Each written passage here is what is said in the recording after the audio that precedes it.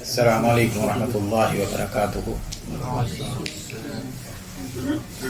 الحمد للہ رب العالمین والصلاة والسلام علی نبینا محمد وعلی آلہ وصحبہ اجمعین۔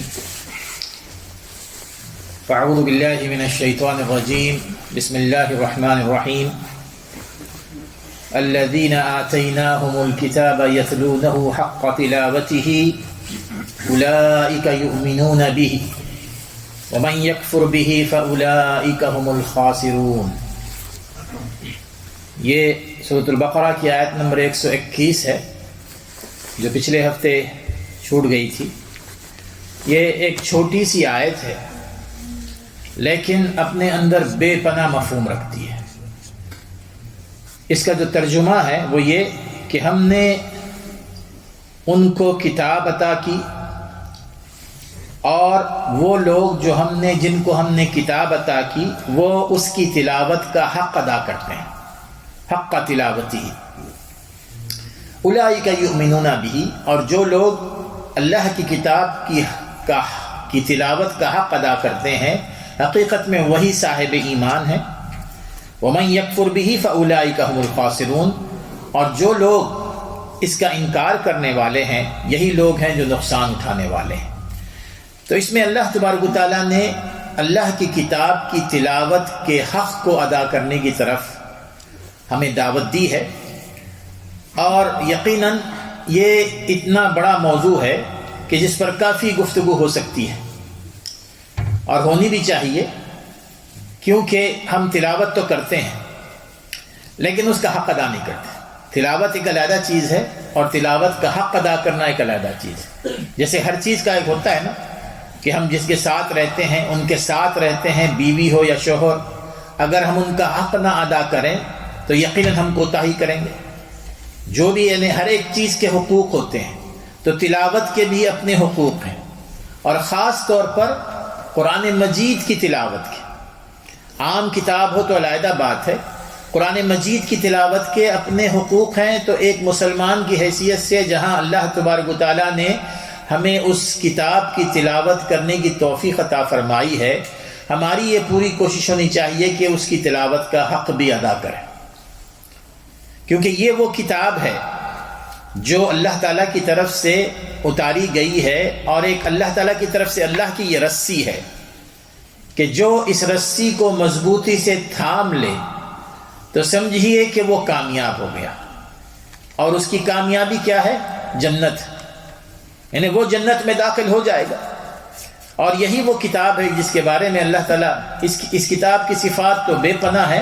ایک دو باتیں میں عرض کروں گا کہ یہ وہ کتاب ہے جو اللہ تعالیٰ کی رحمتوں کو دعوت دیتی ہے جب ہم اس کی تلاوت اس کا حق ادا کرتے ہوئے کرتے ہیں۔ جیسے کہ اللہ تبارک و تعالیٰ نے سورۃ الاعراف میں فرمایا کہ وَإِذَا قُرِئَ الْقُرْآنُ فَاسْتَمِعُوا لَهُ وَأَنصِتُوا لَعَلَّكُمْ تُرْحَمُونَ، کہ جب قرآن مجید کی تلاوت کی جائے فَاسْتَمِعُوا لَهُ، تم کان لگا کر سنو، وَأَنصِتُوا، اور پورے غور سے سنو، لَعَلَّكُمْ تُرْحَمُونَ، ہو سکتا ہے کہ اللہ تعالیٰ تم پر رحم فرمائے۔ یعنی قرآن مجید کا سننا، قرآن مجید کی تلاوت کرنا اللہ تبارک و تعالیٰ کی رحمتوں کو دعوت دینا ہے۔ ایک اور جگہ فرمایا کہ انما المؤمنون الذین اذا ذکر اللہ وجلت قلوبهم واذا تلیت علیہم آیاتہ زادتہم ایمانا وعلی ربہم یتوکلون۔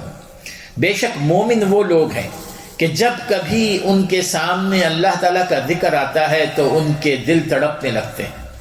وجلت قلوبہم، اللہ تعالیٰ کے ڈر سے، اللہ تعالیٰ کے خوف سے، اور اللہ تعالیٰ کی نعمتوں اور احسانات کی وجہ سے۔ وَإِذَا تُلِيَتْ عَلَيْهِمْ آيَاتُهُ، اور جب ان کے سامنے اللہ تعالیٰ کی آیات کی تلاوت کی جاتی ہے، زادتہم ایمانا، ان کے ایمان میں اضافہ ہوتا چلا جاتا ہے۔ تو قرآن مجید کی آیات کی وہ تلاوت جو حق ادا کرتے ہوئے کی جائے وہ ہمارے ایمان میں اضافے کا ذریعہ ہے۔ تو بہرحال اب یہ جو تلاوت ہے اس کے کچھ حقوق ہیں، تو میں انشاءاللہ تعالیٰ کوشش کروں گا کہ جس قدر مختصر ہو سکے ان حقوق کو میں ذکر کروں گا، تاکہ ہم جو کچھ بھی تلاوت کرتے ہوں اس کا حق ادا کرتے ہوئے تلاوت کریں۔ ان میں سے جو اہم ترین حقوق ہے وہ یہ کہ قرآن مجید پر ہمارا کامل ایمان ہونا چاہیے۔ یہ قرآن مجید کا حقوق، حق ہے کہ یہ اللہ تعالیٰ کی طرف سے نازل کردہ کتاب ہے، اور یہ اللہ تعالیٰ کی طرف سے نازل کردہ کتاب ہے اور یہ غیر مخلوق ہے، غیر مخلوق ہے اور سب سے بہترین کلام ہے۔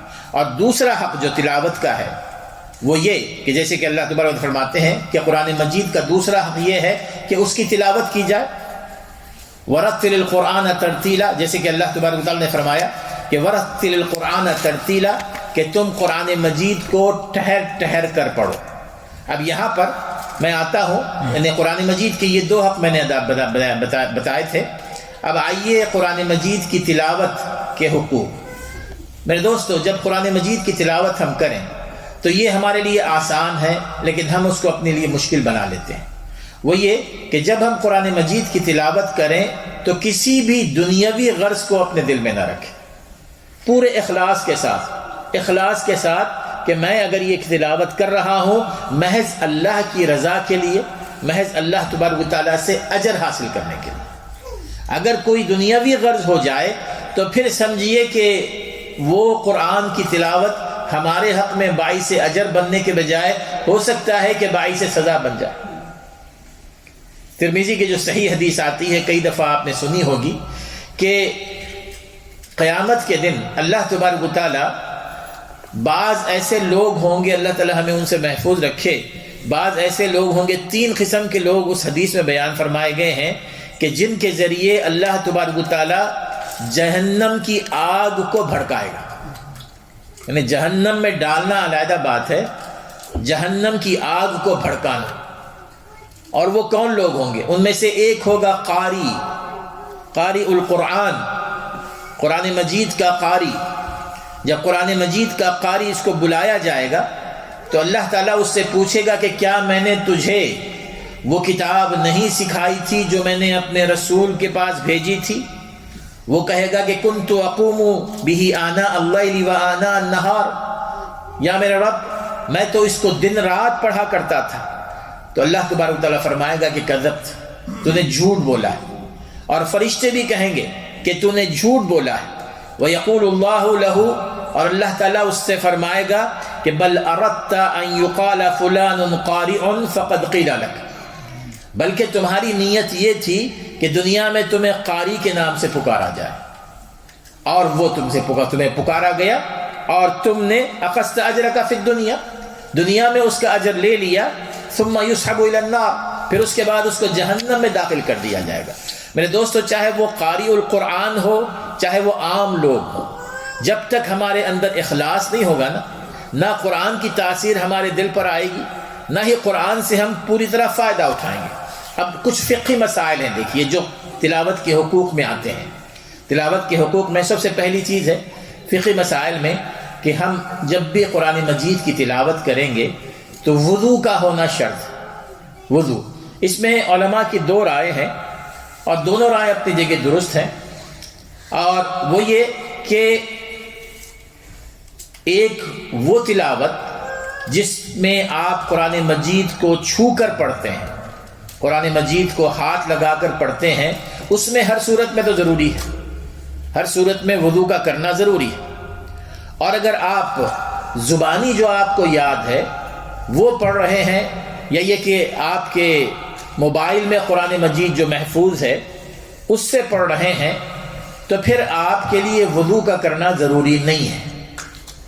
خاص طور پہ جو ابھی ماشاءاللہ اللہ تبارک نے اس میں آسانی پیدا فرما دی کہ یہ جو ایپ آپ کو مل جاتا ہے اس میں موبائل میں، اس پر قرآن مجید کا اطلاق نہیں ہوتا، اس کو قرآن مجید نہیں کہتے، اور اس میں جو قرآن مجید ہے وہ ہمیشہ لکھا ہوا نہیں رہتا ہے۔ جب آپ بند کر دیں گے اس کو تو وہ ایپ میں چلا جائے گا، یعنی وہ حروف ختم ہو جاتے ہیں، وہ الفاظ وہ ختم ہو جاتے ہیں۔ تو اس اعتبار سے اس پر قرآن مجید کا اطلاق نہیں ہوتا ہے، تو اس لیے آپ بغیر کسی جھجک کے، چاہے آپ کو وضو ہو چاہے آپ کو وضو نہ ہو، آپ قرآن مجید کی تلاوت کر سکتے ہیں۔ لیکن اگر قرآن جو مصحف ہے جو یہ قرآن ہے، اس کو چھو کر قرآن مجید کو اگر آپ پڑھ رہے ہیں تو ہر صورت میں آپ کے لیے وضو ضروری ہے۔ اور وہ لوگ جو جنابت کی حالت میں ہیں، یعنی جنابت کی حالت کا معنی یہ ہے کہ جو مرد ہو یا عورت ہو، ان کو غسل کی ضرورت ہے۔ اگر ان کو غسل کی ضرورت ہے تو جب تک کہ وہ غسل نہ کر لیں قرآن مجید نہیں پڑھیں، نہ ہی وہ قرآن مجید کو چھو کر نہ ہی وہ اپنے ایپ سے، جب تک کہ وہ غسل نہ کر لیں قرآن مجید کو نہ پڑھیں، کیونکہ جنابت سے پاکی کا حاصل کرنا ان کے اپنے اختیار میں ہے نا، تو فوری طور پر وہ پاکی حاصل کر سکتے ہیں۔ اس کے مقابلے میں جو خواتین اپنے پیریڈ میں ہیں، مینسس میں ہیں، تو ان کے لیے یہ جائز ہے کہ وہ قرآن مجید کو پڑھ سکتی ہیں چھوئے بغیر قرآن مجید کو پڑھ سکتی ہیں، اس لیے کہ وہ اس لیے پڑھ سکتی ہیں کہ ان کے اختیار میں نہیں ہے کہ جی کہ وہ مینسس سے کب فارغ ہوں گے، وہ ان کے اختیار میں نہیں، لیکن جنابت سے طہارت حاصل کرنا یہ ان کے اختیار میں ہے، اس لیے اس میں یہ شرط ہے۔ اور اگر جنابت کی حالت میں ہو تو اس میں یہ شرط ہے، اور حیض کی حالت میں ہو تو اس میں یہ شرط نہیں ہے، وہ قرآن مجید کی تلاوت کر سکتی ہیں۔ اب اگر کسی بھی شکل میں قرآن مجید کو چھونے کی ان کو ضرورت ہو، بہت ضروری ہے، یا تو وہ طالبہ ہیں یا تو معلمہ ہیں، تو اس صورت میں یا تو وہ گلوز پہن لیں، یا تو اپنے پین سے یا کسی اور چیز سے وہ قرآن مجید کے صفحات کو الٹیں، لیکن قرآن مجید کو ہاتھ نہ لگائیں۔ تو اس میں پہلی جو چیز ہے تلاوت کے حقوق میں وہ یہ ہے کہ ہم جب بھی قرآن مجید کی تلاوت کریں باوضو رہیں۔ پھر اسی طرح علماء نے کہا ہے کہ جی کہ مسواک کر لیا کریں، مسواک کرنے تو بہت اچھی بات ہے۔ چوتھی چیز کہ قرآن مجید کی تلاوت سے پہلے اعوذ باللہ من الشیطان الرجیم پڑھنا، یہ واجب ہے، اعوذ باللہ من الشیطان الرجیم، کیونکہ اللہ تعالیٰ فرماتے ہیں کہ فَإِذَا قَرَأْتَ الْقُرْآنَ فَاسْتَعِذْ بِاللَّهِ مِنَ الشَّيْطَانِ الرَّجِيمِ، جب تم قرآن مجید کو پڑھو تو اللہ تعالیٰ کی پناہ کے طالب بن جاؤ، اللہ تعالیٰ کی مدد حاصل کر لو، اس کی پناہ میں آؤ، اللہ تعالیٰ کی پناہ کے طالب بن جاؤ، اللہ تبارک و تعالیٰ تمہیں شیطان سے پناہ دے گا۔ اور چونکہ قرآن مجید کی تلاوت میں سب سے بڑی رکاوٹ شیطان ہوتا ہے، تو اگر ہم نے قرآن مجید کو شیطان سے پناہ مانگنے کے حوالے سے اس کو آغاز نہیں کیا تو ہو سکتا ہے کہ شیطان ہمیں مختلف انداز میں ڈسٹرب کرے۔ تو فَإِذَا قَرَأْتَ الْقُرْآنَ فَاسْتَعِذْ بِاللَّهِ مِنَ الشَّيْطَانِ الرَّجِيمِ، یہ سمجھیے کہ ضروری ہے کہ جب بھی آپ قرآن مجید کو شروع کریں۔ اب اس میں جو ایک اور بات ہے وہ یہ کہ اعوذ باللہ من الشیطان الرجیم یہ قرآن مجید کی کوئی آیت نہیں ہے، لہٰذا جس طرح قرآن مجید کی آیت کو ہم آرام سے پڑھتے ہیں اس طرح پڑھنا بھی کوئی ضروری نہیں ہے کہ آپ اپنے طور پہ کہہ سکتے ہیں کہ اعوذ باللہ من الشیطان الرجیم، اور پھر اس کے بعد قرآن مجید کو شروع کریں۔ ہاں اس میں یہ ہے کہ بلند آواز سے پڑھ لیا جائے تو اچھا ہے، بلند آواز سے پڑھ لیا جائے، کیونکہ جب آپ بلند آواز سے پڑھیں گے تو سننے والے سمجھ جائیں گے کہ اب اس کے بعد آپ قرآن مجید کی تلاوت کر رہے ہیں، تو پھر اس کو وہ سکون سے سنیں گے بھی۔ پھر اسی طرح دوسری چیز یہ کہ اعوذ باللہ من الشیطان الرجیم کے بعد ہم نے بسم اللہ الرحمن الرحیم پڑھنا، اور خاص طور پہ جب آپ کوئی نئی سورت شروع کر رہے ہیں، ہر نئی سورت کے بعد رسول اکرم صلی اللہ علیہ وسلم ایک سورت سے دوسری سورت کے درمیان جو فاصلہ رکھتے تھے وہ بسم اللہ الرحمن الرحیم کا ہی۔ جب آپ تلاوت کرتے ہوئے اگر کوئی دوسری سورت شروع کرتے تو آپ پہلے بسم اللہ الرحمن الرحیم پڑھتے، پھر اس کے بعد دوسری سورت شروع کرتے، تو صحابہ کو پتہ چل جاتا کہ آپ نے دوسری سورت شروع کی ہے، سوائے سورہ توبہ کی۔ سورۃ التوبہ میں رسول اکرم صلی اللہ علیہ وسلم نے کبھی سورۃ توبہ شروع کرنے سے پہلے آپ نے بسم اللہ الرحمن الرحیم نہیں پڑھی۔ اس میں صحابہ یہ سمجھتے ہیں کہ جی کہ سورہ انفال اور سورہ توبہ دونوں ایک ہی صورت ہے، اور اس میں دوسری چیزیں بھی آتی ہیں، یعنی اس میں یہ بھی ہے کہ جی کہ سورہ توبہ میں اللہ تبارک و تعالیٰ نے پہلی دفعہ مسلمانوں کو کفار کے خلاف جنگ کرنے کا حکم فرمایا، ان کو اجازت دے دی کہ ان کے ساتھ لڑو، تو اس میں اللہ تبارک و تعالیٰ کی رحمت جو صفت ہے وہ اس میں ظاہر نہیں ہو رہی ہے، تو اس لیے وہ صفت جو بسم اللہ الرحمن الرحیم میں ہے وہ یہاں پر ظاہر نہیں ہو رہی ہے۔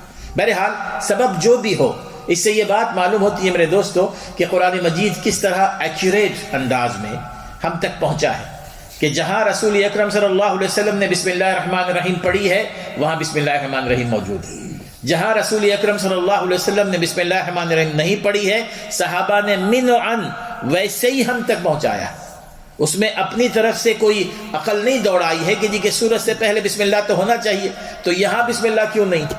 ہم جیسے اپنی عقل دوڑاتے ہیں نا، بہت سارے کام ایسی بدعات کی وجہ سے شروع ہوتے ہیں، انہی بدعات کی طرف سے کہ یہ ایسا ہونا چاہیے تھا، یہ ایسا ہونا چاہیے تھا۔ صحابہ اکرام رضی اللہ تعالیٰ عنہم کا معمول تھا کہ جس طرح رسول اکرم صلی اللہ علیہ وسلم سے جو رہنمائی ملی مینوعاً اسی شکل میں اس کو ادا کیا کرتے تھے. پھر اسی طرح نمبر 6 یہ ہے کہ جیسے کہ ورتل القرآن ترتیلا، کہ تم قرآن مجید کو ٹھہر ٹھہر کر پڑھو، ٹھہر ٹھہر کر پڑھو. یہ انتہائی ضروری ہے میرے دوستو. حضرت ام سلمہ رضی اللہ تعالیٰ عنہ فرماتی ہیں کہ رسول اکرم صلی اللہ علیہ وسلم کی تلاوت تو حرفاً حرفاً ہوتی تھی، کہ ایک ایک حرف آپ پورے کھلے انداز میں کلیئرلی آپ ادا کرتے تھے، ایک ایک حرف کو ادا کرتے تھے. حضرت انس بن مالک رضی اللہ تعالیٰ عنہ سے پوچھا گیا کہ کیف کانت قراءۃ رسول اللہ صلی اللہ علیہ وسلم، کہ رسول اکرم صلی اللہ علیہ وسلم کی قراءت کا انداز کیسے ہوتا تھا؟ تو انہوں نے بتایا کہ فقال کانت مدن، رسول اکرم صلی اللہ علیہ وسلم یعنی کھینچ کر پڑھتے تھے، لمبا کر کے پڑھتے تھے، اور 2 حرکات، مد یعنی مد طبیعی کا، کہ جس میں صرف 2 حرف کے طور پر پڑھیں، 2 حرکتوں کے ساتھ. جیسے آپ پھر انہوں نے اس کی مثال دی، یمد بالرحمن و یمد بالرحیم، یعنی الرحمن الرحیم، اتنا. ہم جیسے ہم عام طور پہ پڑھتے ہیں نا کہ الرحمن الرحیم، نہیں، یہ طریقہ نہیں. صحیح طریقہ یہی ہے کہ 2 حرکت کے برابر لفظ کو لمبا کر کے پڑھا جائے جہاں پر حروف مد آتے ہوں، جہاں پر حروف مد آتے ہوں. اور پھر اسی طرح تلاوت کا حق بیان کرتے ہوئے عبداللہ ابن مسعود رضی اللہ تعالیٰ عنہ فرماتے ہیں کہ تلاوت کا مقصد کیا ہے؟ تلاوت کا مقصد یہ ہے کہ قرآن مجید کی تعلیمات سے ہم فائدہ اٹھا سکیں نا. قرآن مجید کی تعلیمات سے اللہ تبارک و تعالیٰ نے قرآن مجید کو صرف تلاوت کے لیے نہیں بھیجا ہے، بلکہ اس کی تعلیمات سے فائدہ اٹھاتے ہوئے. اور اس کی تعلیمات سے فائدہ اٹھانے کا طریقہ یہ ہے کہ ہم اس کے معانی کو سمجھیں، ٹھہر ٹھہر کر پڑھیں، اس کے معانی کو بھی پڑھتے چلے جائیں. جو چیز ہماری سمجھ میں آتی ہے اس چیز کو سمجھیں. یحرمونہ ما حرم اللہ، یہ کہتے ہیں عبداللہ بن مسعود فرماتے ہیں کہ یحلون حلالہ و یحرمون حرامہ، کہ قرآن مجید کی تلاوت اس طرح کریں کہ اللہ تعالیٰ نے جس چیز کو حلال قرار دیا ہے اس کو حلال سمجھے اپنے لیے، جس چیز کو اللہ تعالیٰ نے حرام قرار دیا ہے اس کو اپنے اوپر حرام کر لیں. وَيُؤْمِنُونَ بِمُتَشَابِهٍ، اور جو آیات سمجھ میں نہیں آتی ہیں، بہت ساری آیات ہیں جو سمجھ میں نہیں آتی ہیں، اس میں اپنی عقل کے گھوڑے دوڑانے کے بجائے اس پر ایمان لے آئیں. چاہے ہماری سمجھ میں آئے نہ آئے، سب سے پہلی چیز یہ ہونی چاہیے کہ ہمارا اس پر کامل ایمان ہو. وَيَعْمَلُونَ بِمَحْكَمِهِمْ، اور جو آیات واضح ہیں اپنے مطلب میں اور اپنے معانی میں اس پر عمل کریں، اس پر عمل کریں. بہرحال یہ درمیان بیچ میں آ گیا تھا. جہاں تک ترتیل کا معاملہ ہے میرے دوستو، ترتیل کے معاملے میں یہ ہے کہ ہونی چاہیے کوشش کہ ایک ایک لفظ کو ٹھہر ٹھہر کر پڑھا جائے، کہ تاکہ سننے والے کو بھی پوری طرح سمجھ میں آئے. لیکن بعض اوقات یہ ہوتا ہے کہ جی کہ تیزی سے پڑھنا پڑتا ہے، اور وہ کب پڑھتے ہیں کہ جب آپ حفظ کر رہے ہوں، قرآن مجید کو یاد کر رہے ہوں. تو قرآن مجید کو یاد کرنے کے لیے ضروری ہے کہ جی کہ تیزی سے پڑھنا ضروری ہوتا ہے. تو وہاں پر یہ جائز ہے کہ آپ قرآن مجید کو تیزی سے پڑھیں. اور بعض اوقات یہ ہوتا ہے کہ بہت آہستہ پڑھنا پڑتا ہے، بہت آہستہ. یہ بہت آہستہ جب پڑھا جاتا ہے جب آپ پڑھا رہے ہیں کسی کو قرآن مجید سکھا رہے ہیں، لفظ بلفظ سکھا رہے ہیں، تو وہاں پر بھی آپ کو آہستہ آہستہ پڑھنا پڑے گا. لیکن جو تیزی سے پڑھنے کا معاملہ ہے، سوائے اس مقصد کے کوئی اور شکل ایسی نہیں ہونی چاہیے کہ جس میں قرآن مجید کو ایسے پڑھا جائے کہ جس میں نہ پڑھنے والے کو پتا ہو کہ کیا وہ پڑھ رہا ہے، نہ سننے والوں کو پتا ہو کہ کیا وہ سن رہا ہے. رسول اکرم صلی اللہ علیہ وسلم نے تو ایک حدیث میں آپ نے فرمایا کہ تم نے کم از کم 7 دن لینا ہے جس میں قرآن مجید کو مکمل کرو. 7 دن. اور ایک حدیث میں فرمایا آپ نے 3 دن کا ذکر ہے. لیکن ایک صحابی جو آئے تھے اور انہوں نے کہا کہ میں چاہتا ہوں کہ قرآن مجید کو 1 دن میں پورا مکمل کروں، تو آپ نے فرمایا کہ نہیں، کم از کم 7 دن لگا اس میں، کم از کم 7 دن. لیکن ہمارے ہاں جو حال ہے دیکھیے، قرآن مجید کے ساتھ ہمارا جو رویہ ہے میرے دوستو، اب یہ جو رمضان آ رہا ہے، رمضان میں اس کا مظاہرہ آپ دیکھ سکتے ہیں. عام طور پر عام مساجد میں جو قرآن مجید کی تلاوت تراویح میں ہوتی ہے وہ اتنی تیز رفتاری سے ہوتی ہے کہ جس میں سننے والوں کو کوئی پلے نہیں پڑتا، کوئی پلے نہیں پڑتا. اور یہ تو ٹھیک اپنی جگہ، لیکن کچھ لوگ ایسے بھی ہیں جو قرآن پر ظلم کرتے ہیں. وہ آپ نے سنا ہوگا کہ جی کہ 27ویں رات کو پورا قرآن مکمل کرتے ہیں. اس کو کہتے ہیں کہ 1 شب شبینہ، 2 شب شبینہ. یعنی کوئی امام ہے اور وہ جو ہے نا انہوں نے سارا قرآن ایک ہی تراویح میں 27ویں رات کو ختم کرنا ہے، اور یہ جاری ہے، یہ ہمارے یہاں ہوتا ہے۔ میرے دوستو، یہ حقیقت میں بدعت ہے۔ رسول اکرم کے زمانے میں، صحابہ کے زمانے میں کہیں اس قسم کی کوئی چیز نہیں تھی کہ وہ قرآن مجید کو ایک ہی رات میں یا 2 ہی رات میں پوری طرح مکمل طور پر ختم کرتے۔ یہ قرآن مجید کے ساتھ یہ زیادتی ہے۔ ہونا چاہیے کہ قرآن مجید کو ٹھہر ٹھہر کر پڑھا جائے، جتنا آپ پڑھ سکتے ہیں پڑھیے، یہ کوئی ضروری نہیں ہے کہ قرآن مجید کو آپ ختم کریں۔ پھر اسی طرح ساتواں حق یہ ہے کہ قرآن مجید کو آپ اجتماعی طور پر بھی پڑھ سکتے ہیں۔ اجتماعی طور پر ساتھی بیٹھے ہیں، قرآن مجید کی تلاوت بھی ہو سکتی ہے، قرآن مجید پر تدبر بھی ہو سکتا ہے، لیکن اجتماعی طور پر قرآن مجید کی تلاوت کے 1-2 انداز ہیں جو غلط ہیں۔ ایک طریقہ یہ کہ قرآن مجید کی تلاوت کرتے وقت یہ ہو کہ ایک شخص پہلے ایک آیت پڑھتا ہے، پھر اس کے بعد تمام لوگ اس آیت کو دہراتے ہیں۔ یہ طریقہ صحابہ کرام کے زمانے نہیں تھا کہ ایک شخص ایک آیت پڑھے اور تمام دوسرے ساتھی اس آیت کو دہرائے۔ دوسرا یہ کہ ایک شخص نے ایک آیت پڑھی، اس کے بعد دوسرے شخص نے دوسری اس کے بعد والی آیت پڑھی، تیسرے شخص نے اس کے بعد والی آیت پڑھی، یہ بھی کہیں بھی نہیں۔ صحیح طریقہ یہ ہے کہ صحابہ جب قرآن مجید کو اجتماعی طور پر پڑھتے تو کسی ایک ساتھی کو یہ کہتے کہ آپ یہاں سے پڑھیے، وہ پڑھتے اور صحابہ سارے سنتے تھے۔ یہ طریقہ ہے، اور اگر اس طریقے کو استعمال کریں، جیسے کہ رسول اللہ فرماتے ہیں، صحیح مسلم کی حدیث آتی ہے کہ وَمَا اجْتَمَعَ قَوْمٌ فِي بَيْتٍ مِّن بُيُوتِ اللَّهِ يَتْلُونَ كِتَابَ اللَّهِ وَيَتَدَارَسُونَهُ، کہ جو لوگ اللہ کے کسی گھر میں قرآن مجید کی تلاوت اور اس کو سمجھنے کی غرض سے جمع ہوتے ہیں تو ان پر نزلت علیہم السکینہ، اللہ تبارک و تعالیٰ ان پر سکون جیسی دولت نازل فرماتے ہیں۔ سکون جیسی دولت، میرے دوستو، سکون جو دولت ہے اور کسی کو نہیں ملتی۔ ہم میں سے کتنے ایسے ہیں کہ جو واقعی ماشاءاللہ سکون کی زندگی گزار رہے ہیں، اور اس کے لیے لوگ پتہ نہیں نیند کی گولیاں بھی کھاتے ہیں اور پتہ نہیں کیا کیا کچھ گولیاں کھاتے ہیں، لیکن پھر بھی سکون حاصل نہیں ہوتا۔ ہر کوئی اسٹریس میں ہے، ہر کسی کو انگزائٹی ہے، ہر قسم کی پریشانی ہے۔ رسول اکرم صلی اللہ علیہ وسلم نے ایک نسخہ یہاں پر بتایا کہ تم اگر سکون حاصل کرنا چاہتے ہو، اس قرآن مجید کو اپنے ساتھ لگائے رکھو، قرآن مجید کی تلاوت کرو، اجتماعی طور پر قرآن مجید کی تلاوت کرو۔ وغشیتہم الرحمہ، ایسے لوگوں پر اللہ تعالیٰ کی رحمت ڈھانپ لیتی ہے ایسے لوگوں کو۔ وحفتہم الملائکہ، ملائکہ اللہ کے فرشتے ان کو گھیر لیتے ہیں۔ وذکرہم اللہ فی من عندہ، اور اللہ تعالیٰ ملأ اعلیٰ میں ان لوگوں کا ذکر فرماتے ہیں کہ دیکھو یہ میرے بندے میری کتاب کی تلاوت کرنے کے لیے اور اس کو سمجھنے کی یہاں جمع ہوئے۔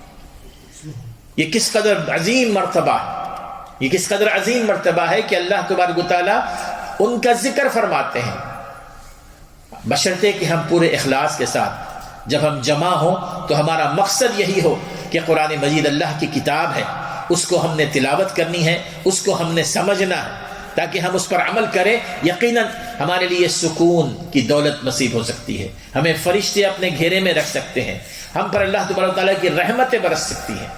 اور پھر اس کے بعد تلاوت کا ایک حق یہ بھی ہے کہ جس قدر آپ بہترین آواز سے قرآن مجید کو پڑھ سکتے ہیں پڑھیے۔ کوشش کریں کہ قرآن مجید کو بہتر سے بہتر آواز میں پڑھیں۔ رسول اکرم صلی اللہ علیہ وسلم نے فرمایا کہ حسن القرآن باصواتکم، تم اپنی آواز سے قرآن مجید کے حسن میں اضافہ کرو، قرآن مجید کے حسن میں اضافہ۔ اور یہ ہمیں سبھی کو پتہ ہے کہ جو قرآن مجید کی جو قاری بہت اچھے انداز میں پڑھتے ہیں، خود بخود قرآن مجید کو سننے کا شوق ہمارے اندر پیدا ہوتا ہے۔ اگر غلط انداز میں پڑھے تو کوئی نہیں سن۔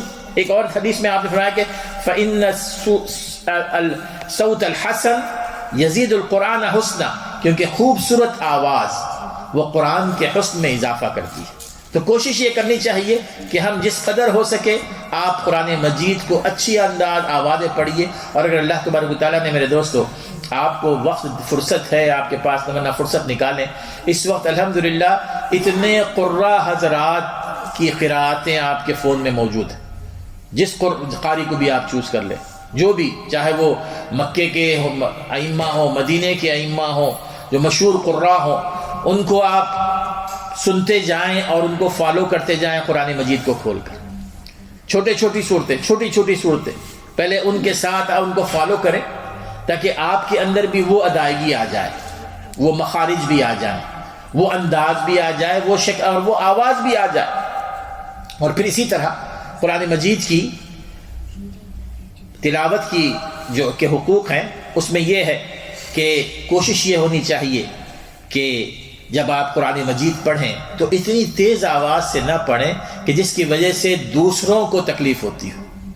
اب یہ تفصیل سے میں اس پر آگے بتاؤں گا، وہ یہ کہ اس کی ایک شکل یہ ہوتی ہے کہ جب آپ قرآن مجید کو اونچی آواز سے پڑھ رہے ہیں، اگر آپ اپنے کمرے میں ہیں، اگر آپ اپنے گھر میں ہیں تو اونچی آواز سے پڑھیے، لیکن اگر آپ مسجد میں بیٹھ کر پڑھ رہے ہیں کہ جہاں پر دوسرے لوگ بھی قرآن مجید کی تلاوت کر رہے ہیں یا قرآن مجید کے علاوہ نوافل پڑھ رہے ہیں، تو ایسے موقع پہ اگر ہم اتنی اونچی آواز سے قرآن مجید کی تلاوت کریں کہ جس سے ان کی عبادت میں خلل واقع ہوتا ہو، تو یہ بات صحیح نہیں ہے۔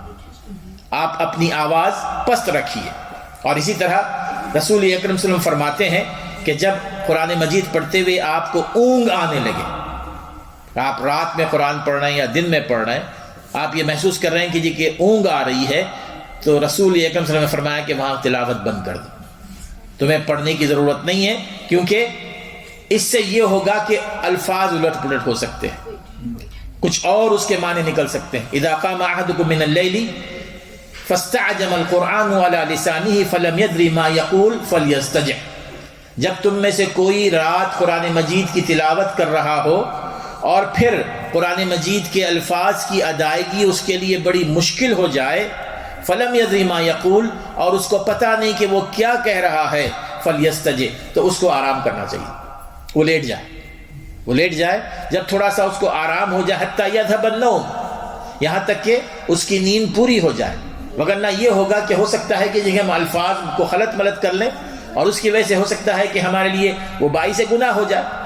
پھر اسی طرح یہ تو آپ کو پتہ ہی ہے کہ نماز کی حالت میں رکوع میں اور سجدے میں قرآن مجید کی تلاوت نہیں ہونی چاہیے، رکوع میں اور سجدے میں قرآن مجید کی تلاوت نہیں ہونی چاہیے، جیسے کہ صحیح مسلم کی حدیث آتی ہے، الا وانی نہیت ان اقرأ القرآن راکعا او ساجدا، بے شک مجھے اللہ تعالی نے منع فرمایا ہے کہ میں قرآن مجید کو رکوع کی حالت میں یا سجدے کی حالت میں پڑھوں، فاما الرکوع فعظموا فیہ الرب، لہذا تم جب رکوع کرو تو اللہ تعالیٰ کی عظمت بیان کرو، سبحان ربی العظیم، اللہ تعالیٰ کی عظمت بیان کرو، وَأَمَّا السُّجُودُ فَاجْتَهِدُوا فِي الدُّعَاءِ فَقَمِنُ أَن يُسْتَجَابَ لَكُمْ، اور جب سجدہ کرو تو اس کوشش کرو کہ جتنی دعائیں ہو سکتی ہیں کرو، فَاجْتَهِدُوا فِي الدُّعَاءِ، جس قدر دعا کر سکتے ہو کرو۔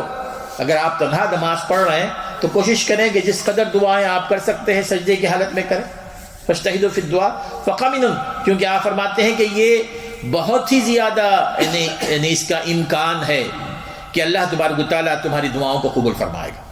جو دعائیں سجدے میں کی جاتی ہیں، اب ظاہر ہے کہ جی کہ اس میں دو شکلیں ہوتی ہیں، ایک شکل یہ دعا فرام قرآن لائک ربنا آتنا فی الدنیا حسنہ، اس میں بعض علماء نے یہ کہا، سوال یہ ہے درمیان میں آ گیا کہ جی کہ قرآن مجید کی بہت ساری دعائیں ہیں نا، تو کیا قرآن مجید کی وہ دعائیں سجدے کی حالت میں پڑھی جا سکتی ہیں کہ نہیں پڑھی جا سکتی ہیں؟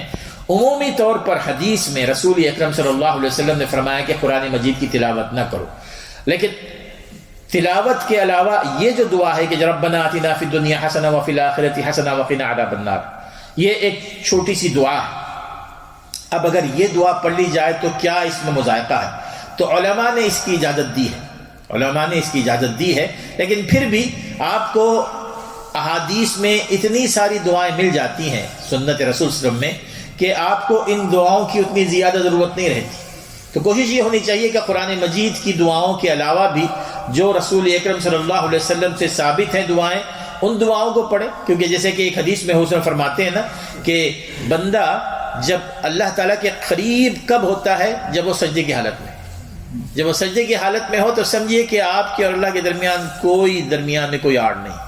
اب آپ جو مانگنا چاہیے مانگیے، جو مانگنا۔ اب اس کا سب سے بہترین طریقہ یہ کہ جب آپ نوافل پڑھ رہے ہوں، جب آپ تہجد پڑھ رہے ہوں، تو کوشش کریں کہ پہلے سے دعائیں آپ کے پاس تیار ہوں۔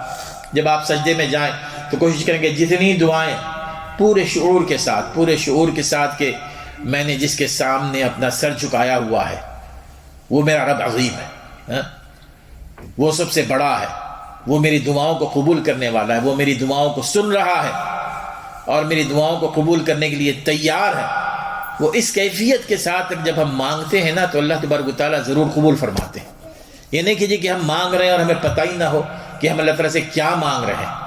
پوری طرح ہمیں شعور اور احساس ہونا چاہیے کہ میں اللہ تعالیٰ سے کیا مانگ رہا ہوں، تو یقیناً وہ دعائیں خالی نہیں جاتی۔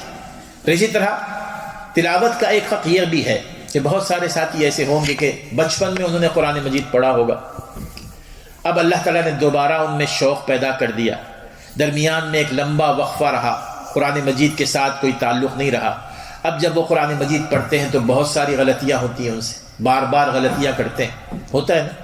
تو اب اس میں دو قسم کے رویے سامنے آتے ہیں۔ ایک رویہ یہ ہوتا ہے بعض ساتھیوں کا کہ وہ کہتے ہیں کہ میرے لیے تو بڑا مشکل ہے کہ قرآن مجید اس طرح پڑھوں۔ ان کے لیے ایک شکل یہ ہے کہ قاری صاحبان موجود ہوتے ہیں، امام صاحب ہوتے ہیں، ان سے درخواست کریں کہ تھوڑا سا وقت آپ کو دیں، یا کسی ایپ میں آپ اپنے طور پر اس کو اپنا ٹیچر بنا لیں تاکہ آپ کی قرآن مجید کی تلاوت صحیح ہو جائے۔ دوسرا جو رویہ سامنے آتا ہے وہ یہ کہ لوگ یہ سمجھتے ہیں کہ میں قرآن مجید کی تلاوت کر رہا ہوں اور غلطیاں کر رہا ہوں، تو میں قرآن مجید کی تلاوت کرتے ہوئے گناہگار ہوتا جا رہا ہوں، بجائے قرآن مجید کی تلاوت سے مجھے ثواب ملے، ان غلطیوں کی وجہ سے مجھے گناہ مل رہا ہے۔ یہ دونوں رویے غلط ہیں۔ جو شخص قرآن مجید کی تلاوت کرتے ہوئے غلطیاں کرتا ہے میرے دوستو، اس کو گناہ نہیں بلکہ ڈبل ثواب ملتا ہے، دگنا ثواب ملتا ہے۔ جیسے کہ رسول اکرم صلی اللہ علیہ وسلم نے صحیح حدیث میں آپ نے فرمایا کہ صحیح مسلم کی حدیث ہے کہ الماہر بالقرآن مع السفرة الکرام البررہ والذی یقرأ ویتتعتع فیہ، اور وہ شخص جو پڑھتا ہے اور بڑی مشکل سے پڑھتا ہے، غلطیاں کرتا ہے، فلہ اجران، تو اس کے لیے اللہ تعالیٰ نے 2 اجر لکھ رکھے ہیں۔ تو جو لوگ قرآن مجید کو بمشکل پڑھ رہے ہیں وہ اس کو پڑھتے رہیں اور درست بھی کرنے کی کوشش کریں اور اجر بھی پاتے رہیں، اور اگر کہیں سے کوئی کسی امام صاحب کا، قاری صاحب کا بندوبست ہو جائے تو یہ بہت زیادہ بہتر بات ہے۔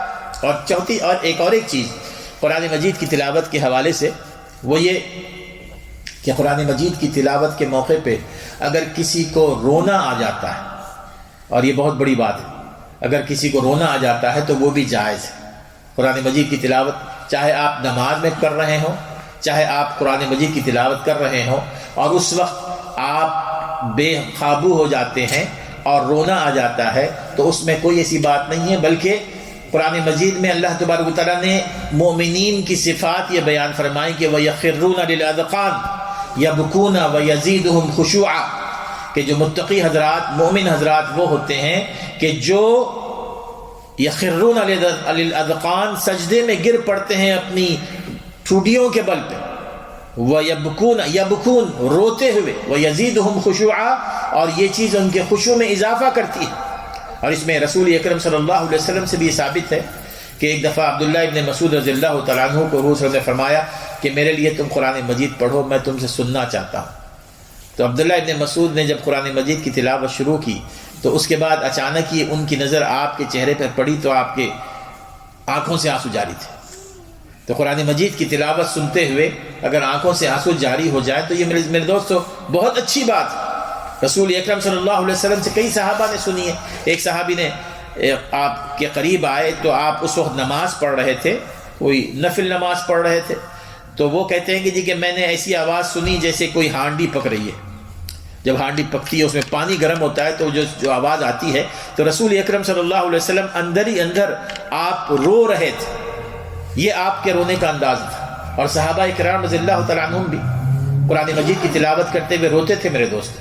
یہ ایک بہت بڑی منزلت ہے۔ حضرت ابوبکر صدیق رضی اللہ تعالیٰ عنہ کے بارے میں آتا ہے نا کہ جب رسول اکرم صلی اللہ علیہ وسلم اپنے آخری مرض میں، مرض الموت میں جب آپ تھے، جس میں آپ کا انتقال ہو گیا، اس موقع پر آپ صحت کے اعتبار سے اس قابل نہیں تھے کہ مسجد میں جا کر امامت کروائیں، یہ صحیح بخاری کی روایت آتی ہے۔ تو اس موقع پر آپ نے کہلا بھیجا کہ کسی سے کہ کہو ابو بکر سے کہ وہ امامت کروائیں، ابو بکر سے کہو کہ امامت کروائیں۔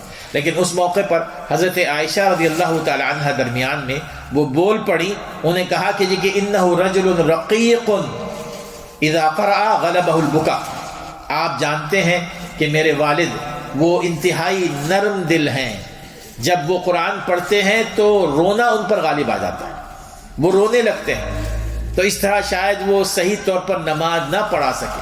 اسی طرح عمر بن خطاب رضی اللہ تعالیٰ عنہ کبھی کبھار وہ قرآن مجید کی کوئی آیت ان کے سامنے سے گزرتی، جیسے ایک دفعہ وہ پڑھا رہے تھے سورہ یوسف کی آیت ان کے سامنے سے گزری، یعنی وہ قرآن مجید کی امامت کروا رہے تھے، تو یہاں پر وہ پہنچے کہ انما اشکو بثی وحزنی الی اللہ، کہ اللہ میں اپنا غم، اپنا رنج، اپنی تکلیف یہ تیرے سامنے پیش کرتا ہوں، تجھی سے میں نے شکایت کرنی۔ تو اس وقت وہ اتنے رو رہے تھے کہ پچھلی صفوں میں بھی ان کی آواز آ رہی تھی۔ یہ تھا میرے دوستو قرآن مجید کے ساتھ ان لوگوں کا تعلق، صحابہ اکرام کا ہو، تابعین کا ہو۔ بہرحال میں ختم کرتا ہوں، ابھی بہت لمبی بات ہو گئی۔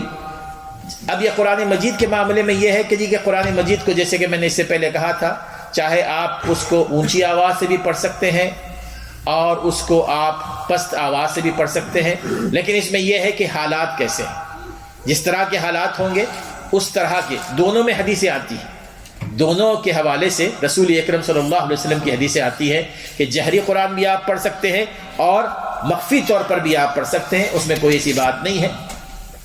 اب آخری چیز وہ یہ کہ قرآن مجید کی جب آپ تلاوت کرتے ہیں تو سجدے تلاوت آتا ہے، سجدے تلاوت، سجدے تلاوت کے کیا احکام؟ سجدے تلاوت، اب اس میں فقہا کے دو رائے آتی ہیں۔ امام ابو حنیفہ رحمہ اللہ کے پاس یہ ہے کہ واجب ہے، یہ واجب ہے سجدے تلاوت۔ جب اس آیت پر سے آپ گزریں، اس آیت کی تلاوت کریں، تو امام ابو حنیفہ رحمہ اللہ کہتے ہیں کہ وہاں پر تم نے سجدہ ضرور کرنا ہے، اور باقی جمہور علماء کے پاس یہ ہے کہ وہ مستحب ہے، مستحب ہے۔ اور عمر بن خطاب رضی اللہ تعالیٰ عنہ کا عمل بھی وہ یہی تھا کہ ایک دفعہ وہ سورہ سجدہ پڑھ رہے تھے اور انہیں پڑھی اور اس کے بعد سجدہ نہیں کیا، اور ممبر پر کھڑے ہو کر ہی انہوں نے کہا کہ جو سجدہ کرنا چاہے کرے، جو سجدہ نہ کرنا چاہے وہ نہ کرے۔ تو سجدہ اس میں یہ سمجھیے کہ مستحب ہے، اگر کر لیں تو بہت اچھی بات ہے، لیکن سجدہ کیسے کیا جائے گا؟ سجدے میں دو چیزیں ذہن میں رکھیے کہ شیخ الاسلام ابن تیمیہ رحمہ اللہ اس میں تفصیل سے بیان کرتے ہیں۔ ایک تو سجدہ کرتے ہوئے آپ اللہ اکبر کہہ کر سجدہ کریں گے، پہلے اللہ اکبر کہہ کر سجدہ کریں گے اور سجدے میں جائیں گے۔ اور سجدہ جب یہ ہوتا ہے کہ جیسے مثال کے طور پہ آپ بیٹھ کر قرآن مجید کی تلاوت کر رہے ہیں، تو ویسے ہی بیٹھے بیٹھے سجدہ نہیں کیا جائے گا، بلکہ آپ کو اٹھنا پڑے گا، اٹھ کر آپ دوبارہ سجدے میں جائیں گے، کیونکہ امام ابن تیمیہ رحمہ اللہ نے یہاں پر یہ پوائنٹ نکالا ہے کہ چونکہ اللہ تعالیٰ فرماتے ہیں کہ یخرون للاذقان سجدا، یخرون للاذقان سجدا، کہ وہ گر پڑتے ہیں اپنی ٹھوڈیوں کے بل پر سجدے میں، گر پڑتے ہیں سجدے میں۔ خر یخر خرور، اس کا معنی ہے کہ گر پڑنا، لیکن گر پڑنا یعنی جو لوگ ٹھہرے ہوتے ہیں وہ جو گرتے ہیں نا، ان کے لیے یہ لفظ استعمال ہوتا ہے، یعنی ٹھہرنے کی حالت میں، حالت قیام میں اگر کوئی گر جائے تو اس کے بارے میں کہا جاتا ہے کہ یخرون للاذقان سجدا۔ تو اس اعتبار سے کھڑے ہو کر آپ نے سجدہ کرنا ہے، اور اس کے بعد وہی دعا پڑھیں جو آپ سجدے کی حالت میں پڑھتے ہیں۔ پھر اس کے بعد جب اٹھیں تو نہ وہاں پر اللہ اکبر کہنا ہے، نہ وہاں پر سلام پھیرنا ہے۔ اور جہاں تک تعلق ہے کہ سجدے یعنی سجدے تلاوت میں کیا طہارت یعنی وضو کا ہونا ضروری ہے، اسی طرح قبلہ رو ہونا ضروری ہے، اور اسی طرح آپ کے کپڑے ساتر ہوں یہ بھی ضروری ہے، تو اس میں جو علماء یہ کہتے ہیں کہ یہ نماز ہی کی طرح ہے، یہ عبادت ہے، تو وہ اس کی شرط لگاتے ہیں کہ جب آپ سجدے سہو کریں، سجدے تلاوت کریں تو اس موقع پر آپ باوضو ہونے چاہیے، اسی طرح آپ کے کپڑے ساتر ہوں، اسی طرح آپ نے قبلہ رخ ہونا ہے۔ اور جو علماء یہ کہتے ہیں کہ اس کا تعلق عبادت سے یا نماز سے نہیں ہے، وہ یہ کہتے ہیں کہ یہ تمام کی شرائط یہ نہیں ہے اس میں، لیکن زیادہ بہتر یہی ہے کہ سجدے میں جب سجدہ کریں تو قبلہ رو ہوں اور وضو کی حالت میں ہو۔ جی اگر آپ کچھ صورت یاد کرنا چاہ رہے ہیں، آیت بار بار پڑھنی پڑے گی، اس میں آپ سجدہ ایک کریں گے؟ ایک کر لیں گے آپ، اس لیے کہ سجدہ کرنا خود مستحب ہے، اگر ایک کر لیں تو یہ کافی ہے آپ کے لیے، نہ کہ جو لوگ، صحیح بات ہے، اچھے پوائنٹ ہے کہ جو ساتھی قرآن مجید کا حفظ کر رہے ہوں یا چند صورتیں یاد کر رہے ہوں جس میں سجدے کی آیت آتی ہے، تو جب وہ بار بار دہرائیں گے تو کیا بار بار سجدہ کریں گے؟ ان کو بار بار سجدہ کرنے کی ضرورت نہیں ہے، یہ صرف کافی ہے کہ وہ پہلی دفعہ ایک دفعہ سجدہ کر لیں، یہ کافی ہے۔ تو یہ وہ تمام کام ہیں جو تلاوت کا حق ادا کرتے ہیں، اور جو لوگ ان حقوق کو ادا کرتے ہوئے قرآن مجید کی تلاوت کرتے ہیں اولئک یؤمنون بہ، یہی وہ لوگ ہیں جو صحیح معنوں میں قرآن مجید پر ایمان رکھتے ہیں. اور ومن یکفر بہ فاولئک هم الخاسرون، اور جو انکار کرے اللہ تعالیٰ کی یہ کتاب کے حقوق ادا نہ کرے فاولئک هم الخاسرون، وہ اپنا نقصان کر رہا ہے. اللہ تعالیٰ ہمیں سمجھنے عمل کرنے کی توفیق عطا فرمائے. جی When we drive the car and if we listen the Yes. Quran recitation from the car, and when the Shizda Telawat comes, we This, the first thing, the brother is asking that while you are driving the car, so and in between that, if you listen the surah, any ayah of sajda, so what do you have to do? تو اس سلسلے میں یہی ہے کہ جی کہ first the thing that it is not فرض, it is مستحب. اور اگر آپ سمجھتے ہیں کہ جی کہ آپ گاڑی کھڑی کر کے وہیں پر سجدہ کر سکتے ہیں تو بیٹھے بیٹھے آپ سجدہ کر لیں. You don't have to go out. اور اگر نہیں کر سکتے تو پھر اس میں nothing wrong انشاءاللہ. جی آپ نے مینشن کیا تھا کہ تدبر کرنے کے قرآن میں اس کا طریقہ کیا ہے؟ جی ہاں، تدبر کرنے کا ماشاءاللہ بہت اچھا ساتھی نے پوچھا ہے کہ تدبر قرآن میں سوچنا کیسا ہے، کیسے اس کو سمجھنا. اس کا سب سے پہلا اسٹیپ کہ آپ اس کے معانی پڑھیں، ٹرانسلیشن، اور کوشش کریں کہ ایسی تفسیر آپ کے ساتھ رکھیں کہ جس کے فٹ نوٹ میں جو ہے نا تفصیل نہ ہو، مختصر تفسیر. تفسیر ابن کثیر میں بھی مختصر تفسیر مل جاتی ہے آپ کو. اسی طرح کئی اور تفاسیر ہیں جو مختصر ہوں. تو پہلے مختصر سے آپ نے شروع کرنا ہے، تفصیل میں نہ جائیے. یعنی بہت ساری تفاسیر ہیں، بہت ہی مفصل ہے نا، تو آپ کے لیے بڑا بوجھ بن جاتا ہے وہ. یعنی آپ نے سورہ بقرہ ہی ختم نہیں کی، پھر اس کے بعد جب آپ آگے چلے جاتے ہیں تو سورہ بقرہ آپ سے بھول جاتے ہیں. تو اس لیے اختصار کے ساتھ ساری تفسیر پڑھیے. اب وہاں پر آپ کو وہاں پر سمجھیے کہ ایک طریقہ، راستہ مل جاتا ہے قرآن مجید کو سمجھنے کا. پھر اس کے بعد آپ کے ذہن میں جتنے بھی قرآن مجید کے حوالے سے مسائل ہیں ان کو علیحدہ علیحدہ پڑھتے چلے جائیے. یہ اگر ہم رکھیں نا تو یہ ہے اسٹیپ بائی اسٹیپ. جیسے مثال کے طور پر حدیث کے علم کو حاصل کرنے کا جو طریقہ محدثین نے رکھا ہے وہ ہے کہ اگر آپ حدیث کا علم حاصل کرنا چاہتے ہیں تو سب سے پہلے احکام کے معاملے میں بلوغ المرام آپ پڑھیں. فوری طور پر صحیح بخاری پہ نہ چلے جائیں، صحیح مسلم پہ نہ چلا جائیں، بلکہ فتح الباری پہ چلے جاتے ہیں لوگ. بلوغ المرام مختصر سی کتاب ہے، اس کو پڑھیں. پھر اس کے بعد اسی طرح مدارس میں بھی یہی طریقہ کار. اس کے بعد ترمذی ہے، ابو داود ہے، نسائی ہے. پھر اس کے بعد آخر میں صحیح بخاری اور صحیح مسلم آتی ہے. تو اسی طرح اس میں بھی مختصر تفسیر جو ہوگی اس کو آپ پڑھیے، معنی کے ساتھ مختصر تفسیر، اور کوشش کریں کہ اس کو ایسے پڑھیں کہ ذہن میں رہے وہ بات. اور پھر اس کے بعد اور کوئی چیزیں اس میں الجھی ہوئی نظر آتی ہیں تو آپ کسی اور تفسیر سے جو صحیح معنوں میں صحیح تفسیر ہو اس کی طرف رجوع کر کے اس مسئلے کو حل کر لیں، یا علماء سے معلوم کر لیں انشاءاللہ. جیسے آپ تدبر سے قرآن کیے تو ایک آیت پر آپ نے تدبر کرنے کو نہیں ملتا، وہ کیسے؟ یہی وہ تدبر کا راستہ کھولتا ہے جب اس کا معنی آپ سمجھ لیں اور جب اس کا مفہوم سمجھ لیں سلف صالحین سے جب اس کا مفہوم سمجھ لیں، اس کے بعد آپ کے اندر خود بخود یہ داعیہ پیدا ہوگا اس آیت سے مزید فائدہ اٹھانے کا. یعنی آپ کے اندر وہ مزاج پیدا ہو جائے گا جو تدبر کرنے کا. اگر آپ نے قرآن مجید کے معنی کو نہیں سمجھا اور مختصر تفسیر کو نہیں پڑھا نا، اس کے بغیر تدبر کریں گے شیطان بہکا دے گا.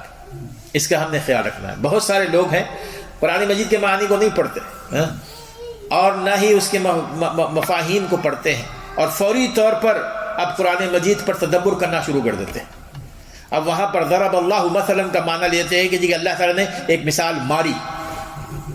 ضربہ یضرب مارنے کے معنی میں آتے ہیں نا، کہتے ہیں کہ یہاں پر یہ ضرب اللہ کا مثال ماری. ضربہ یضرب سفر کرنے کے معنی میں بھی آتا ہے، ضربہ یضرب کئی معنوں میں آتا ہے. چونکہ انہوں نے پہلے ترجمہ ہی نہیں پڑھا تو پہلے ترجمہ پڑھیں، پھر اختصار کے ساتھ تفسیر پڑھیں، پھر آپ تفسیر میں چلے جائیں انشاءاللہ. خود بخود ایک ذوق ہوتا ہے نا قرآن مجید پر تدبر کرنے کا، وہ ذوق حاصل ہو جاتا ہے انشاءاللہ. بارک اللہ. جی میرے دو سوال تھے کہ پہلا سوال ہے کہ آپ نے کہا کہ سجدے میں دعا مانگ سکتے ہیں، کیا فرض نماز کے سجدے میں پر دعا مانگ سکتے ہیں یا صرف نوافل میں؟ نہیں، فرض نماز میں بھی بشرطے کہ آپ امام صاحب کے پیچھے جو پڑھ رہے ہیں تو ظاہر ہے کہ امام کو فالو کر رہے ہیں، جتنا امام نے سجدہ کیا ہے اتنی ہی حالت میں اتنا ہی آپ کا ڈیوریشن ہوگا. ٹھیک ہے. اس میں جو دعا آپ کر سکتے ہیں کہ کیجئے، لیکن جو پہلی دعا ہے سبحان ربی الاعلیٰ، یہ اس کو پڑھ لیجئے، پھر اس کے بعد آپ کے ذہن میں جو دعائیں وہ دعائیں کیجئے. تو دعا کے عربی کی بہت ضرور عربی کلام کی بہت ضرور. ہاں یہ بھی ایک سوال ہے کہ دعا کیا عربی زبان میں ہونا ضروری ہے کہ نہیں. اس میں بھی علماء نے بہرحال ایک رائے تو بالکل یہ ہے کہ فرض نمازوں میں بالکل نہیں ہونی چاہیے، سنت اور نوافل میں. اور دوسری رائے یہ ہے کہ اگر کسی کو عربی زبان سے وہ ناواقف ہے اور دعائیں یاد نہیں کر سکتا ہے تو وقتی طور پر فار دا ٹائم بینگ وہ اپنی زبان میں اللہ تعالیٰ سے مانگ سکتا ہے، اپنی زبان میں. لیکن اس کو ہمیشہ اس پر عمل نہیں کرنا چاہیے، اور جتنی جلد ہو سکے وہ عربی میں جو دعائیں ہیں ان کو یاد کر لیں. وگرنہ تو یہ ہوگا کہ وہ ساری زندگی وہ ایسے ہی ساری نماز ہی انگلش میں پڑھنے لگے گا. تو اس لیے اس کا دروازہ بند رہنا چاہیے. اس کا دروازہ اگر آپ پوری طرح کھولیں گے نا تو پھر نماز کا حلیہ بگاڑ دیتے ہیں لوگ، ہے نا، انشاءاللہ تعالیٰ. تو آپ جو پوچھ رہے تھے، ایک تو آپ نے یہ پوچھا کہ فرض نماز میں تو ظاہر ہے کہ جماعت کے ساتھ جب آپ پڑھ رہے ہوں تو اتنا ہی وقت موقع ہے. اگر نوافل پڑھ رہے ہیں، سنن پڑھ رہے ہیں، آپ علیحدہ پڑھ رہے ہیں تو اس میں آپ کے پاس موقع ہے، جتنی دعائیں آپ کر سکتے ہیں کیجیے سجدے کی حالت میں انشاءاللہ تعالیٰ. ویسے انہوں نے سوال کیا ربنا آتنا، اس طرح میں نے سنا ہے انہوں نے کہا کہ اگر آپ اس کے ساتھ اللہم لگا لیں سجدے میں تو یہ دعائیں جو ربنا کے ساتھ سٹارٹ ہوتی ہیں وہ جی یہ بھی ہے، یہ روایت ہے کہ اللہم ربنا آتنا فی الدنیا، جو ساتھی بتا رہے نا کہ اگر اس کے ساتھ یہ شامل کر لیں تو وہ قرآن مجید کی آیت نہیں رہے گی.